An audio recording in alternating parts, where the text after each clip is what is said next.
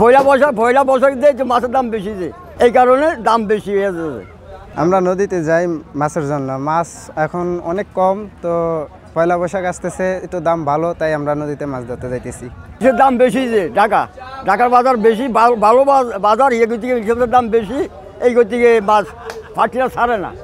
পয়লা বৈশাখ দিয়ে যে মাছের দাম বেশি, যে এই কারণে দাম বেশি হয়ে যাচ্ছে। পয়লা বৈশাখের উড়িতে যাই, মাছের দাম একটু বেশি, পয়লা বৈশাখ তো সামনে, এই জন্য যাই। এই ইলিশ মাছ টেনে মাছ দুই একটা পাই, কিন্তু গুড়া মাছ টাছ পাই না অতটা, এই ইলিশ মাছে পোষে, এই জন্য যাই। পয়লা বৈশাখ তো সামনে, এই জন্য মাছের দাম বেশি। আমরা এবছর সিদ্ধান্ত নিয়েছি যে না, পয়লা বৈশাখে এইভাবে ইলিশকে আমরা উৎসাহিত করতে চাই না, কারণ ইলিশের মাঝে যদি আমরা উৎসাহিত করি তাহলে ইলিশের সাথে সাথে জাটকাটাও কিন্তু মানুষ ধরে।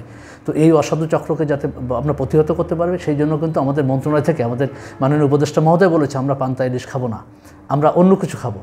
এটা কোনো ট্রেডিশন হতে পারে না, যে ট্রেডিশন আমাদের জাটকা সংরক্ষণ করতে পারবো না, আমাদের ইলিশের স্টক নষ্ট হয়ে যাবে, মানুষের অসাধু উপায়ে মানুষ স্টক করবে, চড়া দামে বিক্রি করবে, সেই আমরা ট্রেডিশনে আমরা যেতে চাই না। তো আমরাও এবার সিদ্ধান্ত নিয়েছি, ইতিমধ্যে জেলা প্রশাসনের সাথে আমরা টাস্কফোর্সের মিটিং করেছি, যে না, আমরা এখানে ইলিশ, যেহেতু আমাদের অভয়াশ্রম এলাকা, আমরা ইলিশ আহরণ, মজুদ, পরিবহন এই সময়টা যাতে কেউ না করে, এটার জন্য আমরা একটু কঠোরভাবে আমরা অবস্থান নেব, এবং পাশাপাশি আমরা মানুষকে অনুৎসাহিত করব, এবং আমরা মাইকিংও করব, যাতে আমরা এই পান্তা ইলিশ থেকে সরে আসতে পারি।